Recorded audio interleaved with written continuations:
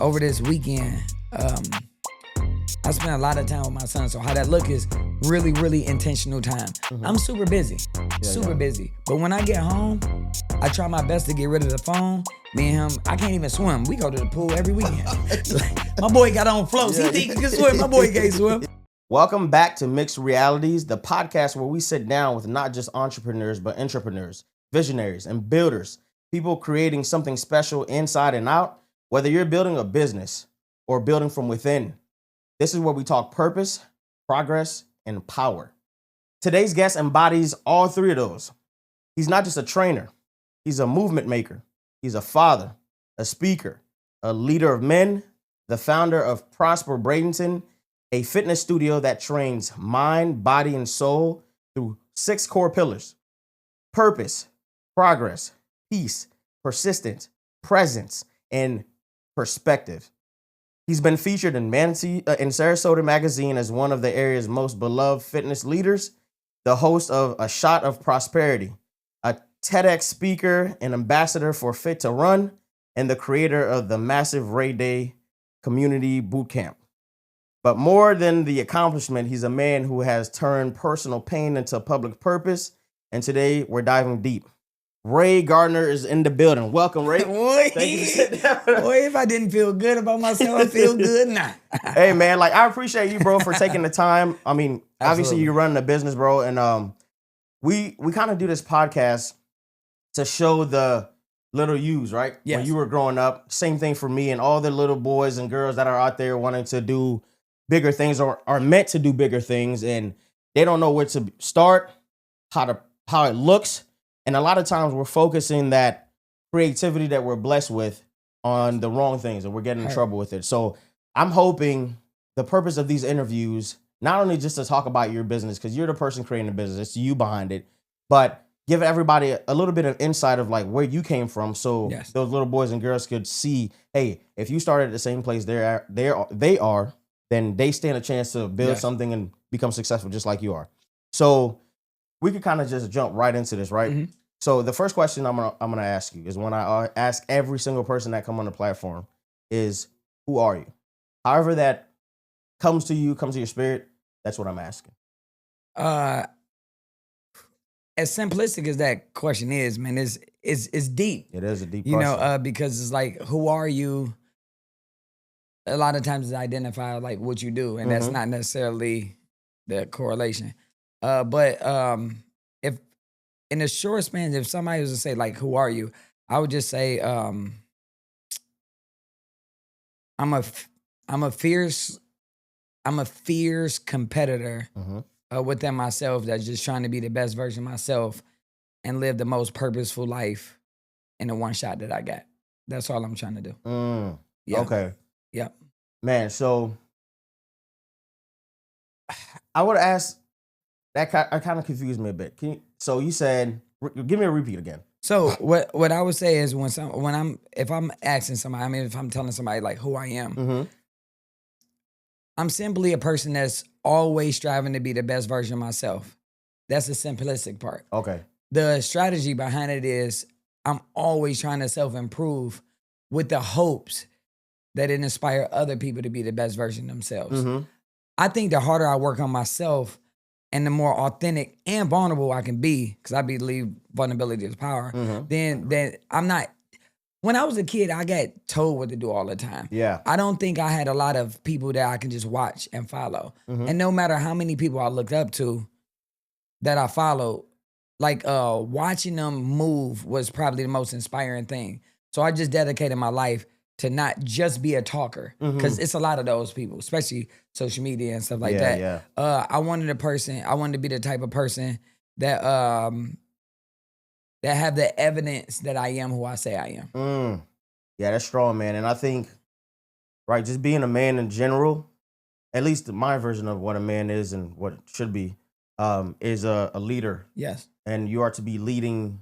If you're a family, you got family. Yes. Your responsibility is, right, to lead your family before anything else.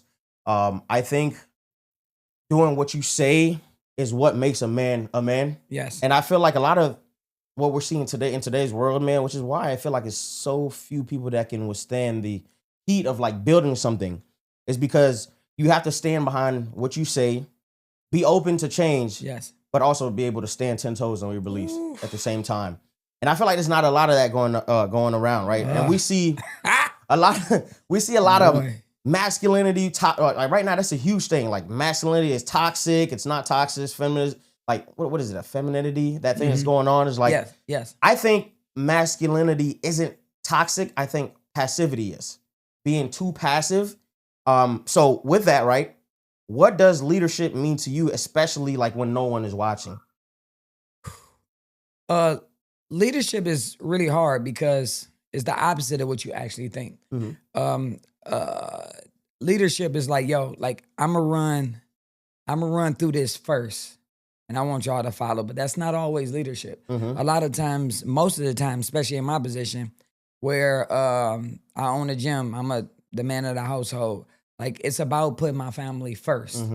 So it's the contrary to like how people leading typically in theory definition is like you the first one to go.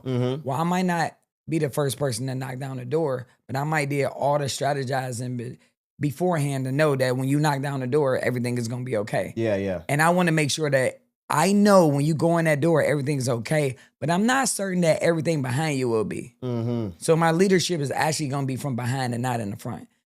So for me, leadership isn't about always being the first person to go, but it's the first person to think about an idea, create multiple solutions, and be fearless enough to make sure that everybody else is good, and maybe you the only one that don't actually get in the door that you created in the first place. Oh man, dang. So what you said kind of reminds. I was watching a podcast like Cam Newton's podcast. He had a DC Young Fly on there. His thing, it sounds really similar to what you said. Yours just sounded a little bit more intellectual. He said that if you're the cook, you're the leader, right? Yes. And you still have to cook. People are bringing their plates out. Since you're the cook, you have to cook, even though you might want to play for yourself. Yes. I might be butchering it, but it hit me hard when I seen that. I'm like, dang, bro, like you as a leader, you're the one who often takes all the risk, jump in, and you still have to provide for those that you're leading, even though others aren't, like you're not being provided for. But I think that's like, man, to me, that's like the it's so taxing, man. Leadership is the most taxing thing I ever did. It is, but it's so rewarding though, too, at the same time, just because it's like, well, courage to me is, I would say like, for me, that's like currency. It's like, okay, well, you had the wherewithal or the fearlessness to go out and take the risk in starting, and not, I think it's being afraid to fail. Like, everybody's afraid of that. Yes. But you go out there and like, okay, well, I'm going to just jump out there and I'll go ahead and get it started and pave the way so that at least you guys see that it can be done. And then boom, you guys go out and build your own thing, right? It's like, I think, man, there's nothing like it. I think everybody should be builders and go out and build their own things. But obviously that's not the world that we live in. And it can't be like that, to be honest. But it's just like fantasy. It's fantasy. Well, I think also you get a lot from it. I definitely don't think, let's just imagine, I don't know, people that actually start something and become the true leaders when it comes to like, you know, business. Household leadership is not that difficult. You just create a family. You know what I'm saying? Shout out to the women that do all the work. All right, they do. I'm not. They do. But when it comes to building something, I don't think more than 10% of people is actually built for this. Because what you think building a business is or leadership is, when you in it, you realize that it's a completely different thing than you thought. Oh, yeah. And to have the wherewithal to lead when you don't know over and over again, your leadership only becomes better because you get better at not knowing, you get better at trusting that you can figure it out. Yeah. And I think that's where you hear, you got to be comfortable with being uncomfortable. Yes. That is what's like, well, you're so comfortable with not being okay with not knowing that, hey, this is going to happen. You're confident in yourself to where you're like, hey, I know I'm going to get this figured out. But you go through a process of, okay, well, I'm going to try this. But this didn't work out the way I wanted it to. So let's pivot a little bit. We're learning from the mistakes. I think that's the beauty in it. And I've come to really enjoy that. And I feel like it's like the living in the journey, like not just looking for the outcome of what you're doing, but living in the journey and enjoying the challenges of it. Yes. That I feel like well, for me, it took me a while to really come to it because like ultimately I have kids, a wife and stuff like that. This is where now I'm leading not only my family, but also a business and other people. Yes. But I'm also risking all of that stuff to me. It's Yes. like, I want to give my family a comfortable life. And I can very well, which is, again, my purpose in doing all of this is to be able to not only give myself and my family a comfortable life, but also to become like a pillar in my community, Yes. pillar for my church. Yeah. And it takes that risk. But again, I know people, again, they're not built for this, right? It's not, not everybody's going to be built. And it's okay though. It's okay. Everybody can't be built for the same exact things. But it's just, I find the pleasure in it, man. It's so fulfilling when outside of the money, and I tell people like, bro, you're going to make money regardless of what you're doing. There's people who become multimillionaires selling dirt, doing everything. So it's like, outside of the money, what's your reason? It has to be something bigger than just money, because money can come from all directions. Yes. It's like, okay. So second question for you, brother. You call yourself the well-intended dad. I see you have a social media, so obviously fatherhood's important for you, right? Yeah. So what does that actually look like in your world where presence is rare? I got to be careful with this one because I can start tearing up, man. It's probably the thing that I'm probably the most proud in. My dad got murdered in 2009, and I was 19 at the time, and the only thing I really wanted to do was to be old enough to have a drink with him. It's my best friend in the world, and devastated. Oh man, he called me the day before. I called him the day before I was coming home from college. I was going to school in Minnesota, and I was like, "Dad, I'm coming home." He was like, "I just put some money in your account. I'll see you tomorrow." All right, cool. Woke up, 19 missed phone calls, found out, shot in his head 4 times. Didn't have no chance of living. And then now I got a 19-hour, I don't know, it was like 15, but 15-hour ride home from Minnesota to Detroit. And it happened like really early in the morning. The beautiful part is I kind of seen kind of what impact is, and I get back to that. It's like my impact on the college that I was in, I probably found out like 5 or 6 in the morning. Went to some friend's house just to cry. And when I got back at like 8, it was like 4 or 5 teachers already in my dorm room helping me pack up. I went to the cafeteria to eat, and they had already raised like $400 for me to get home. And a really, really small period. I mean, and this was before social media was like what it is today. Yeah. And so for me, I was like, oh, that's the impact that I made. When I went to his funeral, I never forget.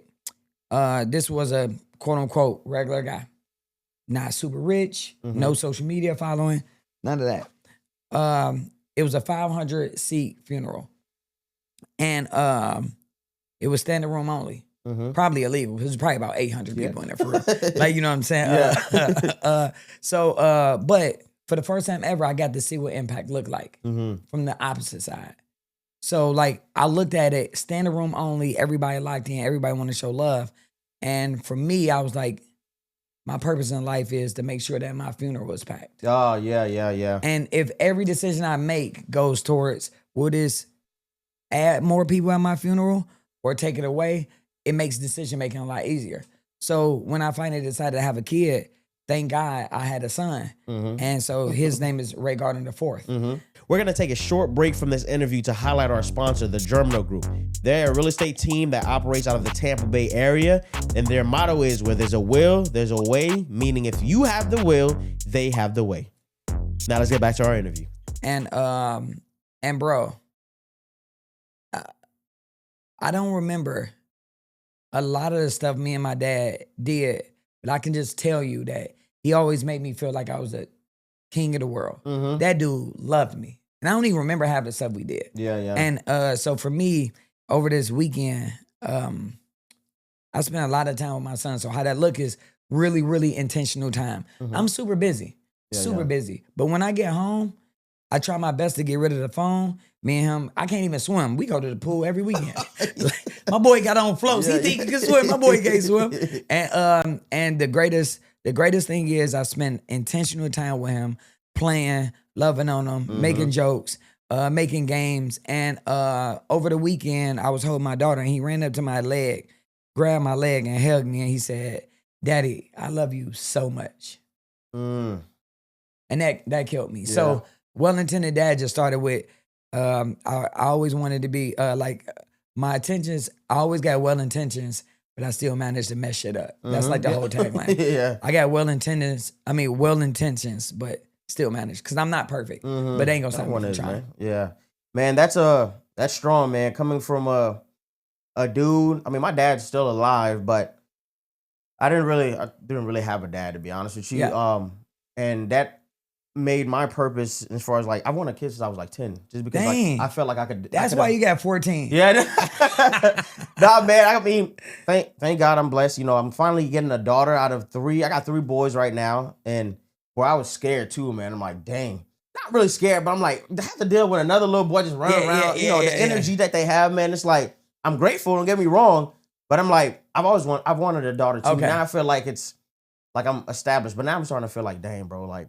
Now I got one girl and she gonna have the dang. I wish I had a sister thing and Yeah. 5 kids is wild though, man. I'm like, don't do that. 4 now. I'm like to have another one. Like, I don't know if it's in God's plan though. I mean, man, you better, man. It is what it you better is, though. talk to God, man. God better send you some condoms, bro. Well, I'm married. I can't be doing that, man. Shoot, man. So okay, I feel like well for me being a dad, right, it means everything to me before everything else. And like those moments, you know, if you run around, so, I mean, we get frustrated, man. I know I do for sure. It's like running around the 20,000 no's that it takes for them to actually stop and listen. Yes. It gets frustrated, but then the one time that you get one of the moments like that where you come home and they're hugging on you and they go grab your leg, I'm like, dang, bro, it's like, all worth it. This is what like love and a family feels like, and man, it makes you feel like, yeah, you're doing it right. At least I don't want to say right. There's no book on it, but it's like, well, you're giving your best effort, and the fruits of your labor are budding the way that you would want. Yes, right? yes. It's like that's all you can. That's all we really want. And as men, masculine men, as you articulated earlier, we don't talk about the emotional part of fatherhood. Like we so stuck on doing. At least I never was raised with. I never heard a group of men talk about how awesome it is just to be a dad. Yeah. And how we loved it just being a dad. I'm from Detroit, man. Like we just didn't talk about emotions, period, man to man. So like I'm grateful to be in a space even amongst you to where like I look at somebody that look like me and appreciate fatherhood with the same level of love and integrity. Yeah, and I think again, being a black man and coming from the culture, and I think that's well, in this country anyway, it's like that's what it is. It's like specifically back then. Now I'm seeing so much effort. Yes. Like, bro, I feel like I'm looking everywhere around. I'm seeing dads are just like active and playing and being. I'm like, man, why wasn't this like a thing when when I was growing up? You know, bro, you was lucky if you get an "I love you" from your dad. Let alone like all this stuff that I'm seeing now, the presence. I'm like, man, it's making me really happy that I feel like we're evolving. Yes, as men. Yes. But masculinity, like, it's become such a buzzword. Good and bad, because I feel like I see a lot of stuff, like people online are talking all sorts of craziness. And I think there's some sort of control in having masculine energy. Yes. But it's not about like reigning over people, bro. Like I feel like people think being masculine is like, telling your wife or girlfriend to go make me sandwiches and you just got to pay your bills and stuff like that. I see a lot of that stuff and I'm like, nah, that don't feel right. So in your eyes, what does being a real man in 2025 look like? Because I hear a lot of different descriptions, man. I try to. This one is always difficult for me because at the end of the day, I try to recognize that we all are different. And like we all know that we different from each other. Yeah. I don't think we respect it when a difference occurs. So like, I know that we are different, although we got a lot of similarities, but when you're doing something different, it's hard for me to be like, yo, that's stupid. Well, if I say it's stupid, then that means that I'm saying your difference is stupid. Like, you know what I'm saying? So I try to be careful with it. But like the biggest thing is as a man, I believe one of the biggest things that, and it's not overpowering, for me being a man is sticking to the things that you said that you was gonna do. Yeah. You said that you was gonna be there for your kids. Be a man. All right. Like you said you was gonna provide for your family. Be a man. You don't know how? Fucking figure it out. Yeah. You know what I'm saying? So I think being a man, and I think that's where we get in trouble So I was like listening to something. I thought it was super dope. I think where we need women the most, because we try to pin each other against each other.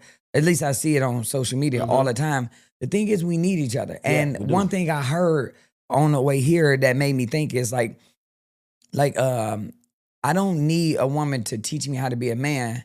I just need her to have my back while I'm trying to figure it out. Yeah. I think that's because when that get interrupted, you're not allowing me to figure it out. And that takes from me being a man. Like, and ultimately from your family too, though. Yes. I mean, yes. you're setting the example, and you have son. I think personally, and really, I'm gonna just say this is what it is, because I feel like this is what it is. Like, your wife, I mean, she can't teach you how to be a man, or your son how to be a man, because she's not no man. Yes. I mean, she has a version or in her head, or whether she an impression of like, oh, this is what a man should look like. Yes. And a lot of women base that on their dad, which Of course. they have a good man in their lives. It's a good foundation. Yes, it's a great foundation. But like you said, everybody's different. And same thing with you. Like, you have a daughter now. You can't teach her how to be no woman. You ain't no woman. I won't even try. That's what I'm saying. But so it's like, I feel like it has to be like a healthy respect and knowing that, hey, Ray got what he's doing. This is our roles, right? Like, he got what he's doing. I'm supposed to support, and you have where you need to support her as well. Yeah. It's like, but respecting each other's roles enough to where, like, you marry this person, I hope that you would trust what she's doing and could be a good mother to your children. Because ultimately, she's the one that's going to be able to teach your daughter how to be a woman, and then give the love and nurturing to your son that he needs. While you could do love and nurturing too, but you need to kind of be a dad, and that does include teaching the tough lessons. And like, the world's, you going out here in the world, bro, and you're gonna get hit in the mouth, and you gotta know how to react to it. It's rough. One thing I want to add to that is, so I think about this. I was thinking about this the other day. It ain't nothing that I don't think about, bro. I think about a topic that I think about pretty deep, because I try to get close to the truth as possible. Right? I don't really believe it's a lot of truth out here anyway. It's just a matter of perspective. That's why perspective is one of the P's for Prosper Bradenton. But like, I would never be able to teach my daughter how to be a woman. I will be able to teach her how to be a wife. Yes. And that's because I can, same way, like, where like me, I have certain needs and wants that the process of a relationship, you trying to transfer that energy to the woman for them to understand it. Like, you know what I'm saying? So my wife will actually do a better job at teaching my son how to be a husband, because she can show him how they want to be loved. I can't do that. Like, so we go into this masculine and feminist role where, like, you see that we just all need each other on both levels. Like, I'm gonna teach my son how to be a man. Like, you know what I'm saying? I'm gonna teach him. Like, and that comes with a lot of hard lessons that my wife won't have to experience. Like, you know what I'm saying? That don't mean she's not capable, but, like, you know what I'm saying? It's just a different world, and we have to acknowledge that we live in different worlds. We do, man. It's not a bad thing or a good thing. When we compare it, that's when we get in trouble. I think that's why we get partnered, like the natural evolution. We can't keep humans going unless we're partnered, man and woman. So I think that's like the natural evolution thing, because we do come from different worlds. We operate differently. The partnerships make it to where, beautiful. It's beautiful, man. It's like, I feel like though the world is trying to kind of tear that away and apart, which I would tell you, hey, look, at first I got married real young, and I didn't really notice the difference of like being just in a regular relationship. And then when you get married, I just thought it was the same. It's not like I was out here dogging my girl or nothing. I was the same thing that I've been doing now, except now I've come to understand, like, okay, bro, now you're in a partnership. And I feel like when you get married young, you didn't have to grow with each other, which comes with a lot too, man. It's like, but I think it's beautiful nonetheless, because divulging yourself to one, and then if you're building something, you have to, well, for me in my world, like, I could not have my attention away from my work and my businesses to then be worrying about a bunch of different women. So as a entrepreneur or somebody building something, I'm like, hey, bro, you better tighten up and make sure that you find somebody that keeps you focused. Because too many distractions out here, man. So how do you lead people in your gym with both strength and sensitivity? Because you have to be sensitive and empathize with people, and that's where I feel like I got a huge thing when it comes to men. Like, I don't empathize with men. I'm like, bro, you better get up and get after your jump, man, and that just be it. Like, there's no crying and being empathetic, but that's not how everybody don't receive like that, though. You know what I mean? So I'm like working on becoming better at that. But how do you do it? How do you deal with it? it's funny because the reason why I went with the word Prosper Bradenton is because I wanted to create something that was bigger than me. I didn't want to have it. I didn't want the word gym in there, and I didn't want my name in there because I wanted to be bigger than the gym and bigger than me, which means that if I truly want to make a difference in your life, I think the most important part is I gotta get to know who you are. So what I try to do is I treat everybody as individuals, even though it's amongst a group. Amongst a group, I already know when we do power classes on Saturday, which is a heavier lifting class. All of us there at 6:30 in the morning. It's early. Yeah. So like early riser, you want to lift hard, you want to work hard. So most of the stuff I don't have to say work hard. I never have to tell you that. Yeah. I don't have to say lift heavier. I know you're gonna try that. Like those aren't things. But the commonality with that group is we all work hard and we all support what hard work looks like. So I don't have to touch it. The individual part is where it's at. So it's really important for me to really try to understand, which is a skill, but try to understand what's your true needs. So like even with you, when you say like you don't got no empathy for me, and because automatically in my brain I'm like, well, that's because you haven't been shown a lot of empathy, and you had to be in a lot of situations where you just had to figure it out. You just had to figure it out, right? So a leader is not necessarily me doing it for you. It's just showing you that there's multiple ways to figure it out. And with men, what I really try to go to is because we have to figure it out, and a lot of times men don't go to other men in vulnerable states. So it's really important for me to be like, yo, you're allowed to be pissed off. That's all right. But I don't want your anger to affect you in a negative way. So for me, I always, in order to get the most out of people, I try to go the opposite of what they showing me. So if you go anger, I go with love. Like, you know what I'm saying? And then if you go with love, I go with a little bit more strictness and be like, yo, I love you, but you said you wanted this. And I cannot do it for you. So either we have to switch your goals or you're going to have to figure it out. No, I mean, you're right though. I mean, as far as like, I haven't been shown empathy, but to me, I kind of, now at this point in my life, I don't really want it. But I need it though, right? We all need some empathy. And but why wouldn't you want it? Why you don't want it? Because to me, it kind of touches a little too much on pity. Like I feel like it's not pity, but it just the emotional side of it feels a little like somebody giving me some like pitying with me versus to you telling me, hey bro, get up and figure it out, man. So like, this is the life coaching side of me. I love this conversation stuff. But like, how can somebody give you pity?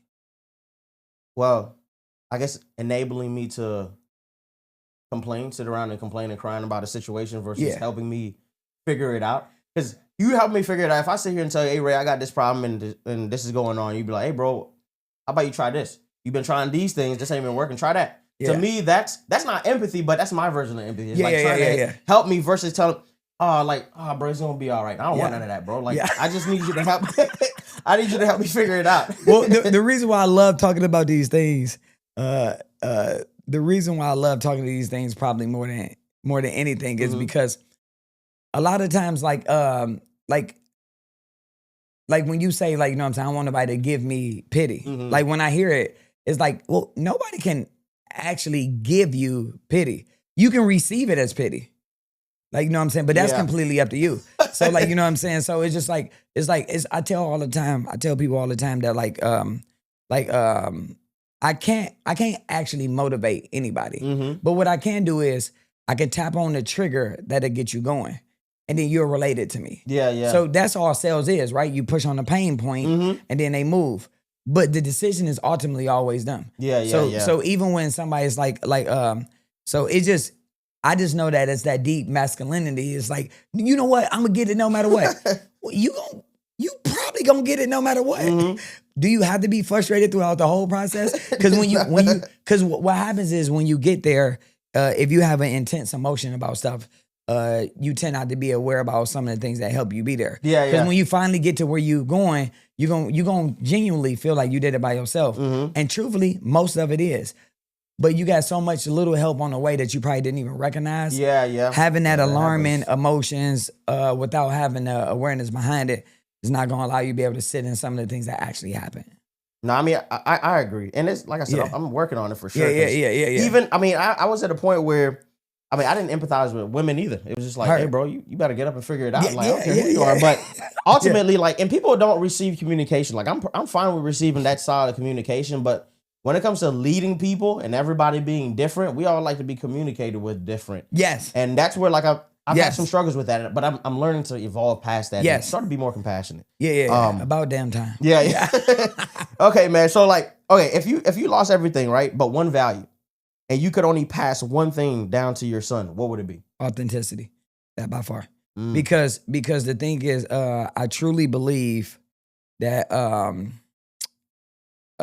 you attract, like, everybody wants stuff, but I think you attract who you are, not what you want.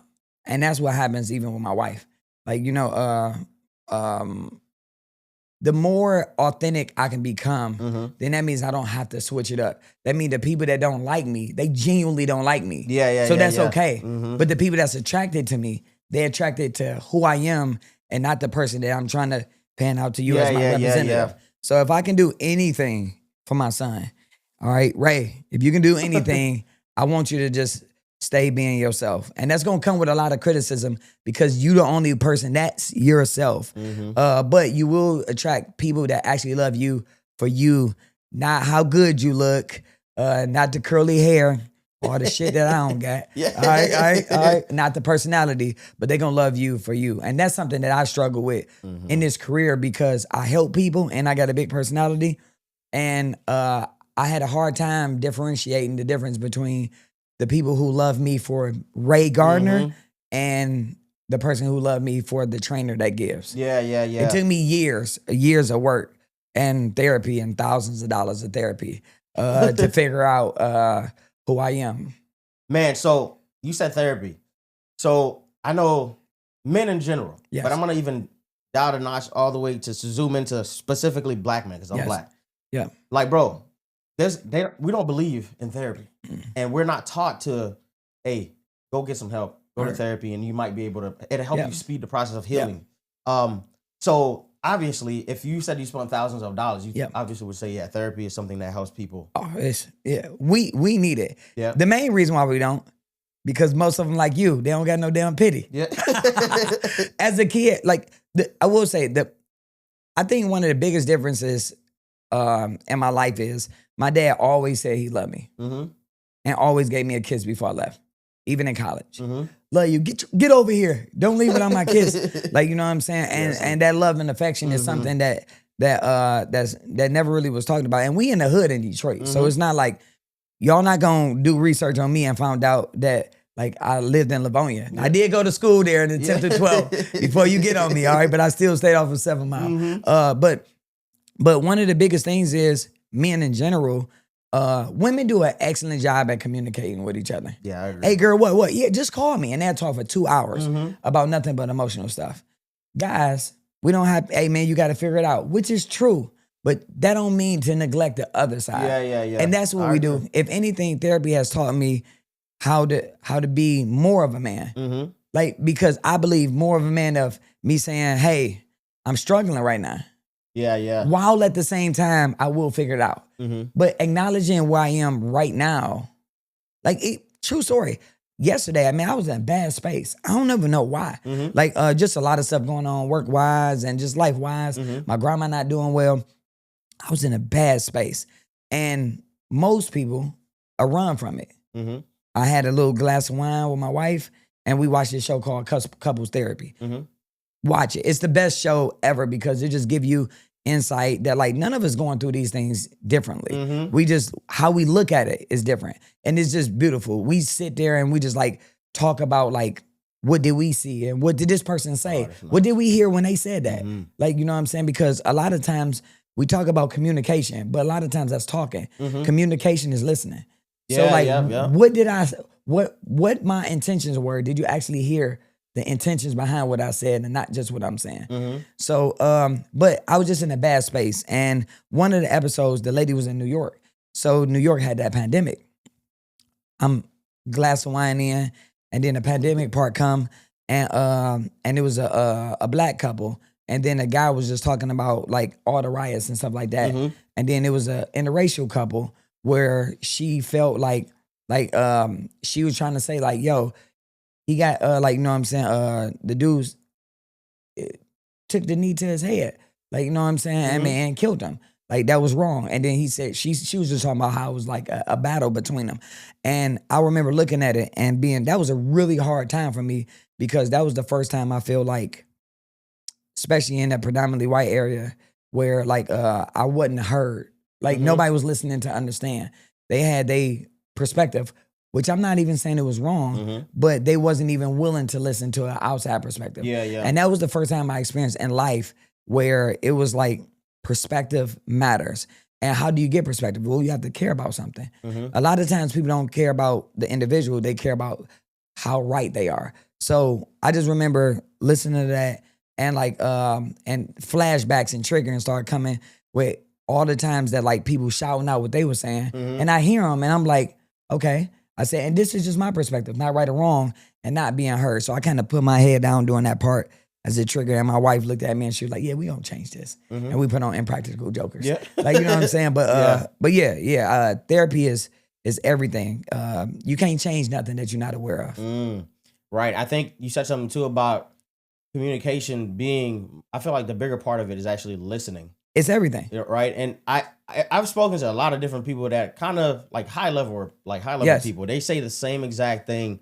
So yeah, you kind of have to be taught how to listen, right? Yes. Have you and your wife sat down and be like, hey, bro, this is how, like, I need you to listen to me? Because the last maybe 2 interviews ago, I sat with a guest named DJ, and he said his wife taught him how to communicate. And the story was, well, she came home from a long day at work. She's like, hey, I want to talk to you about my day. He's like, okay.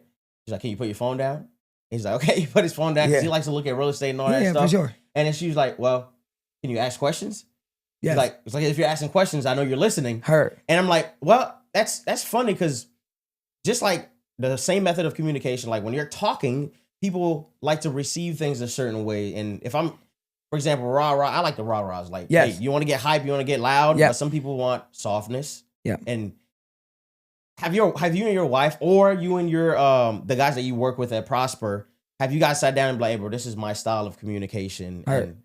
It's funny you say that, because like it's probably the only thing I really think about, and the only thing that I study all the time. It's just psychology. Therapy actually helped me out with a lot. Like it's funny because when you meet me, a lot of people, this kind of drove me nuts that people think that I talk too much sometimes. I said, but the reason why I got authentic relationships, because I'm actually an outstanding listener. So the biggest thing is like is asking. The person that's in control of every conversation is the person that's asking questions, not the person that's talking. Yeah. And I'm naturally interested. So it's like, how do you become a better listener? I can tell you this. All right, listen, to everybody out there, I just want you to do me a favor. All right, whether you're talking to wife, husband, or coworker, whatever. Next conversation you have, and y'all having a conversation, ask 6 to 7 questions about what they was talking about, and never bring it back to you. And pause every time. And your only job is to ask another question after you ask another question. What's gonna happen is this: they're gonna feel really, really heard. Because the reason why listening, like when you talking, you only regurgitating things that's in your brain. And you can do that seamlessly. But when you actually listening, you have to stop. I have to pause. I have to listen to your voice to see if I can interrupt. If you, I gotta let you roll. If you, like, you know, I gotta pay attention to so many cues, and that determines whether I ask another question, whether that determines if I just listen. I can sit for a while and somebody be like, yo, like, you heard me? Yeah, bro, I'm listening. Like, you know what I'm saying? So like, it's a big difference. So listening it is a skill, but it takes work and it takes patience that people don't have. Everybody want to talk, nobody don't want to listen. Yeah. So just sit there, ask 6 questions to whoever talking, and do not bring none of that back to you. And just see how beautiful and how much they open up. Even the person that don't like talking, love hearing questions because it showed everybody want to be interested in. Like, you know what I'm saying? So like, you know, everybody be, somebody said like, everybody want to be interesting, but nobody don't want to be interested. So if you can just think of that, how can I convey to you that I'm super, super into you? It's always the thing. Yeah. And my wife and I mean, cause we even do couples therapy together. Like we go to therapy, we go to marriage counseling like every 3 months. Like, you should. And it's because my key hack in relationships is everything is work. You do all of this. You do real estate. Your boy checking his phone because he like to see that. But what intentional work are you doing in your relationship? Most people don't do any. Coming home is not intentional work. Watching the show together is not intentional work. Like blatantly putting your phone down for 15 minutes a day and just having a conversation or sitting amongst each other is intentional. Without intentionality, you're not doing any work. And most people just sit in relationships and they're intentional with everything else in their life between kids and work. And then when it comes to the person that you honored to spend your life with, you just sit there. And that's why it don't work. There's no intentional work behind it. You can't just sit here and hope this stuff happen. You didn't just walk in a room and the cameras was here. It was intentional times to purchase. Everything you got is with intentional. But then you go to the living room and just sit with your wife and it's no. Do you think that's why there's the divorce rate is so 100%. high? Yeah. Like, how can you get better at anything you don't work on? You can't. You get worse. And you're around it every single day. And not to mention, right, the changes that we're all going through as we're growing up and getting older. Like, being in communication is very important with your spouse. Intentional. Everything is about intentionality. My wife and I have date night every Wednesday. The babysitter is already on deck, 7:00. We put our daughter to sleep at 6:30. We out the door at 7. At first, it was at 8:30 because we put both of the kids down. But whether we go out for an hour and a half, 2 hours, and have a great time, or just an hour to just go eat, it's intentional time that we have. And on Fridays, we try our best to have what we call a date day, where for lunchtime we'll go and do the cold plunge, sauna, and then pool, all within like 45 minutes. Then she'll go back to work. I go back to work. But it's just intentional. Whenever we want to talk about something business-wise, we set up a meeting, intentional. Like normal? Like you know, most people just try to talk about it in passion. Oh, yeah, I got something. No, intentional time. So if I had any recommendation to anybody that's struggling, I just noticed the characteristic of people struggling is they don't do anything with intent. Like, not breakable. This is the time we do it, and we doing it. No and try to have it often. Wow, bro. Well, I think like people love to see results, right? Like, you want to have a successful marriage and stuff, and it all takes the work that you're talking about. I think, now I've done therapy a couple times. Okay. I didn't necessarily like it, but I wasn't in a space to like it. I'm in a space now where I can. What didn't you like about it? Well, it just felt like me paying somebody to listen to my problems on authentic. I'd rather come to you and just, hey, Ray, I'm going through this where I'm not having to pay you. So it's like, you care instead of me paying you. But I disagree with that way of thinking, though. It's like, it's a job. They could have not been good, too. Yeah, I don't think it was. It was also online, too. I'm a in-person type of guy, bro. Like, doing things online is not going to work for me. Because they help. I need to read body language and vibes and stuff like that. Yeah, so, that's important to you. Yeah. So it's like, I have to be there. But now I feel like I was also not in a good place to receive that type of stuff correctly. But now I am. And I think it definitely helps. They always tell you premarital counseling before you get married, and the ongoing doing all this stuff. That's the work.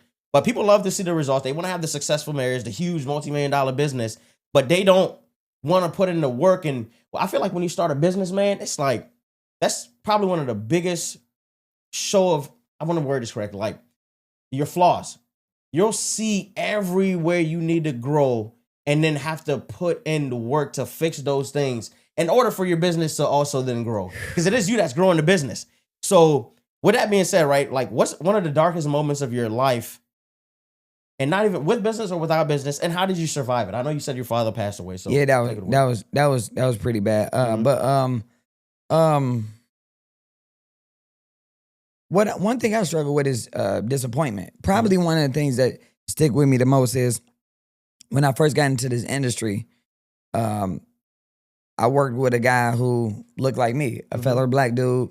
He like, it was like a brother. I wanted him to be everything. Like that was the big brother I was looking for. Yeah. And 2 years of working for him, I wasn't paid. I was lied to. Wasn't treated right. I always showed up, and I always put in my best effort. It was times I didn't get paid for a month. I never missed a day. Never missed a session. Still worked hard. The greatest thing that I learned from that though was it really showed me that we all need work. Like as much as I looked up to him and I wanted him to be something that he just wasn't. Not bad nor good. He just wasn't what I wanted him to be for me. I just realized that like that was one of them things that like I can be aware that I was hurt. But my favorite part about that is going through that deep lesson of I mean, when I left that gym, I never really said nothing bad about him. I still don't got nothing bad about him to say. He gave me an opportunity. I took advantage of it.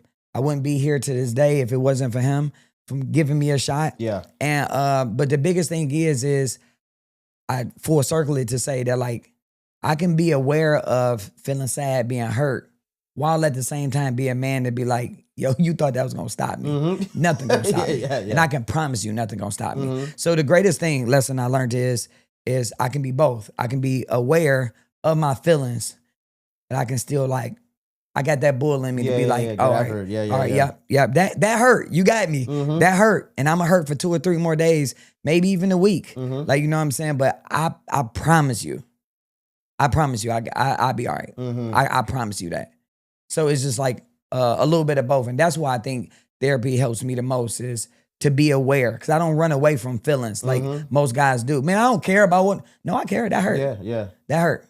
And now the next time something happened like that, it won't hurt me as bad. It still hurt because I love hard, bro. I love hard. I do too, though. I love hard. That's why I kind of like, that's why you be running from shit. I be running away from it, man, because I'm like, bro, like, it already feels like it's different to me to like, I mean, I got a wife. I love my wife. But like when it comes to having a relationship with like men and different people, it's like, dang, bro, I've also been growing up, people taking advantage of me as a kid. So it's like you got that natural barrier up. But I'm a people's person though, man. I love people. And I love to sit down. Like, this is why I do this. I'm like, bro, I love sitting down and having conversations with people. But it's like, man, all right, we build a relationship and I take some accountability for the expectations I do have on people. It's like, sometimes it's unreasonable, man. And then I have myself end up getting disappointed. And then I just like, bro, now the next person gonna do the same thing. And it makes me not wanna like go out and build more relationships, but it's going against my being because I'm supposed to connect with people, bro. That's what I'm supposed to be doing. And you know the crazy part, and I didn't say this, like, I always love seeing you because now I know you. You do actually like people and connect. Your energy don't always feel that way. Bro, you know what I'm saying? Bro, my masters tell me the same thing, man. Your energy, bro. But listen, also when I'm doing something, I'm like focused on doing something. Like if I go to the gym, people tell me all the time, bro, I go in the gym and I'm like locked in. I'm not having them stop and conversate. I don't get to know people at the gym because I'm like, bro, I came in here to lift some weights. So that's what I'm about to do. And I'm going to leave so I can go move on to my next task. No, for sure. But I mean, that doesn't help you build the relationships though. So like, this is also things like I'm trying to be more conscious of it. And when I am, I notice them, like I'll stop and I'll try to work on it in the moment. But it's like, I am focused, but at the same time, like unless that opportunity comes to me, I'm like not intentionally going after it. The intentionality thing, right? It's like, I should be intentionally going out and talking to people and getting to know. I'm in real estate too, so it's kind of sad. Like I need to be going out and developing these relationships, but one, the disappointment, like, okay, well, I'm gonna put my all into this and I'm gonna be disappointed. But really, again, majority of that is on me. Oh, for sure. I expect too much out of relationships. And I think because I do love so hard, like, all right, boom, I get to know you 2-3 months later. Yeah, that's my dog, bro. Like, I die for this dude, right? It's like, and I expect the same thing. Like, bro, you can't do that, man. It's like, then it's like, I can't be mad at this person. It's really just, that was kind of my fault. It is your fault. I mean? Like, So, the beautiful part about it is this. This is the beautiful part. The beautiful part is you intense. So like when you locked in, whether you're doing real estate, locked in, or working out, locked in. So I can still be inspired by simply just how hard you work. Like, and I have been. So once you start loading up 45s after 45s, I'm like, yo, this dude work. Like I was always inspired by that before any conversation. Like, you know what I'm saying? So like I always But like the thing is, it's like being aware of that. All that means is you can be locked in a focus, but every now and then you can at least be like, "Hey, yeah, I see you. Yeah. You don't gotta have a conversation. You can like no, but I want it though, bro. It's just like it's untraining myself because I feel like I built a bad foundation of like hurt. I built a foundation on like being hurt and taken advantage of, and then kind of projected that on everybody else. It's like, well, dang. Hurt. I'm aware of it and I'm trying to change it, but I'm also like, I'm not a perfectionist, but I do like to be good at what I'm doing. Hurt. So it's like, and okay, that take time. Yeah, it does take time and focus. I'm like, okay, well, I want to be able to lift a bunch of weights. So like when I get in here, I have to focus on lifting the weights, which then takes the bandwidth of, and also my conscious mind of like, hey, bro, I still need to be talking to these guys that I'm working out with and stuff because I'm supposed to be building relationships and I like people. So it's like just being more intentional. Like, and every once in a while, like, I'll catch it. So I'll stop and like, okay, bro, let's take attention away from like lifting the weight because I'm doing it. So let's start talking to people that I'm working out with and get to know them a little bit. Yeah, or go encourage somebody else. Like, you know what I'm saying? It don't even have to always be a conversation, but it can just be, And honestly, knowing you, bro, I believe in authenticity. I like seeing you real intense. And then when we do the circle at the end, that's when it's like, oh, he is human. Yeah. I think that's even better. Because that's like, yo, when he lifting, it's a reason why he can lift that weight. Because he not thinking about nothing else. Me, I don't, man. If y'all ain't paying attention, boy, I put it back. You know what I'm saying? I put it back. Man, it's and that's why I love the gym, bro. Like, I've been working out pretty much since I was a freshman in high school. Yeah. And like when I went to Prosper, my wife has been telling me about it too. She's been going there a lot before me. But when I hear of like women working out, and obviously it's not. I've experienced it now. I'm like, okay, no, they get after it too. I'm like thinking, oh yeah, they're just out there doing like. I don't know if you ever seen like Norbit and stuff like when they was doing that scene. I'm like, I don't want to go do all that, bro. I want to go lift heavy. Which is why I'm not in as good as condition as I should be. It's like I like lifting weights, so that's what I focus on doing. But I came there and that was what's like. Then you guys get around in a circle after we're done working out and talk about certain things and then give solutions. Like, hey, bro, well, maybe try this, and that. I'm like, I'm never gonna not come here because I don't see other places doing stuff like that. It's like you care more about the people versus just training in the business of it. It's like, so I'm like, every time I talk to people, bro, I was, hey, try this gym, come do it. Hey, you can go out there and get a free session, get a feel for it. Yeah. Because it's hard to describe. I feel like because I love stuff, everybody else gotta love it too. It's not the same. And I end up getting disappointed too. Everything ain't for everybody. You just passionate, bro, and it's lovely, bro. Like I am definitely super passionate. I think that's a thing. That's a great quality. Me, bro. It's like, hey, when I'm doing something, like you got my whole undivided attention on doing that, and you can expect great quality results from it. Yeah, so, I mean, you can tell. Yeah. I mean, I try, bro. I try. Yeah. Well, have you ever felt underestimated in the business, either because of your background or your approach? Yeah. The easiest way to put it is because I'm a big personality. Mind you, I didn't go to school for this stuff. So like, so if you're dealing with somebody that's like a science at it, right? Like it's like, you know, every muscle go with this muscle and you activate this and then you pronate and supinate and do eccentric and like, you know what I'm saying? All those science things. If you spend all your time learning all that stuff, then you think that's what exercise is. And that's how you go about teaching it. I went about it the personality way because I didn't know anything. So like all I knew is I can get you to do more. Should you even be doing that? I don't even know. Like, you know what I'm saying? But that was one of the biggest things is I had actually a good friend of mine who owns a gym. He came up to me and he was like, yo, he told me to stop hugging people before class. He was like, bro, you wasting time, bro. Like he not a hugger, right? Like, you know what I'm saying? So it's him projecting himself on me. And he was like, don't hug people. Now, even saying that makes it feel creepy because I'm like, I don't walk in class and be like, who am I gonna hug? Like, that's never a thing, right? So but I love hard. So like literally I can walk in, honest to God, I can tell who need a hug. And honestly, sometimes I need one. So like, you know what I'm saying? So with somebody from the outside who don't hug, looking at it as a waste of time, how I look at it is really a barrier entry to like what we about. So that was the biggest thing is like people People was like, man, you don't really know what you're doing, and everything you're doing is just built off of personality, which they wasn't wrong. Mm-hmm. It's just that I had other things that they didn't know either. But I mean, who cares? I mean, it's working for you, right? This was before it worked. Oh, like this is at the beginning, right? Yeah. So like, if I only seen this done my way, then when you do it your way, I'm like, yo, hey, take off the hoodie. Mm-hmm. Come in here so damn serious. What the hell you come in? And then next thing you know, 7 people start wearing hoodies and shit. Ain't nobody talking in class. I'm like, oh, all right. And everybody lifted their head. I was like, oh, it's other ways to do this. And that is what I'm saying. Man, that's so funny. I mean, it kind of reminds me of like when you first start doing something and it's different from the sphere that you're in at the time. Like everybody's like, hey, bro, what are you doing? Stop doing that. You're wasting the time. Yes. But actually, but that's just the risk of it, right? It's like you take it. And then the growth where I've started realizing like, bro, you gotta grow your circle and you try to hold on to it for so long. It's like, man, I grew up with some of these people but it's like, but then you're like kind of like tugging at each other all the time. It's not good for somebody who's wanting to grow anything. Yes. But it's hard to also separate yourself from those people because I mean you've been around them all your life, right? It's hard. How do you do that though? What advice would you give to somebody to be like that's in that stage to make the decision on like, all right, bro, I love you, but I gotta move on from this? I'm not the right person to ask because I feel like my greatest work lately has just been, I love hard, man. But once again, therapy allows me to be like, oh shoot, I am the type of person that love hard and I'm gonna hurt no matter what. So where I try to go, the only perspective I try to give is you have to choose.